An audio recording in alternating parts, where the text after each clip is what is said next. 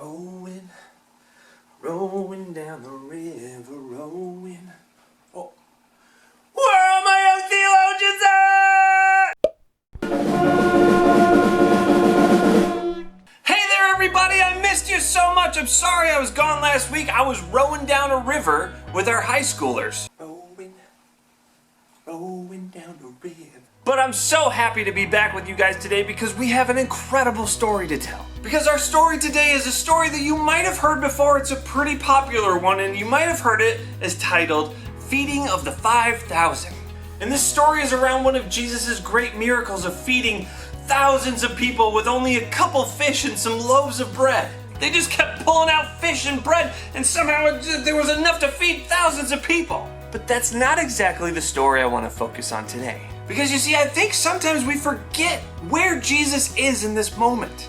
If we pull back a little bit and look at where Jesus was at this time, what we'll find is that Jesus is actually in a pretty sad place. Because the reason he's at this place where he's feeding people is because he tried to run away for a little bit. Because in the beginning of our story, before we get to the feeding of the 5,000, we see that when Jesus had heard of the death of John the Baptist, he withdrew himself to a boat and went off to a deserted place, somewhere where nobody else was.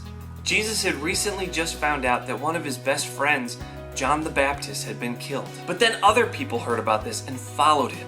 Now, I don't know about you, but whenever you feel sad or upset about something, do you want to have a bunch of people come and follow you?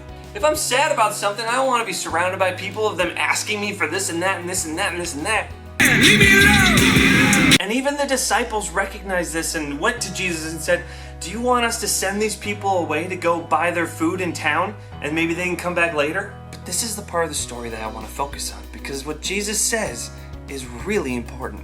Even though Jesus went through the steps to find a deserted place where he could be alone in his sad thoughts, and even the people followed him, the disciples even gave him an opportunity to get rid of them, Jesus still said no. Let them stay and we will feed them.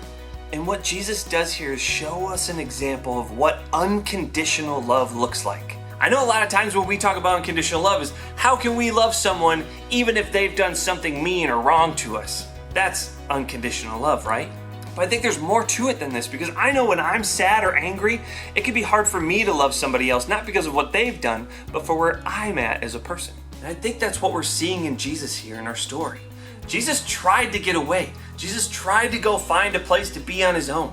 The disciples even gave him the opportunity to let these people go somewhere else so Jesus could have some space. Even though Jesus is in a state of mourning and sadness due to the news of his friend's death, he still is able to say, "No, stay, and I will feed you." And then we come into the miracle of Jesus feeding thousands of people with fish and bread. But what I want to focus on today is how Jesus shows us unconditional love. That even though he is sad, even though he has every right to say, "No, go away from me right now," he doesn't. He still takes the opportunity, even though his own feelings are at stake here, to love somebody else unconditionally. I think what we have to do here is to ask our own selves, how do we love people even when we're not in a place to love someone?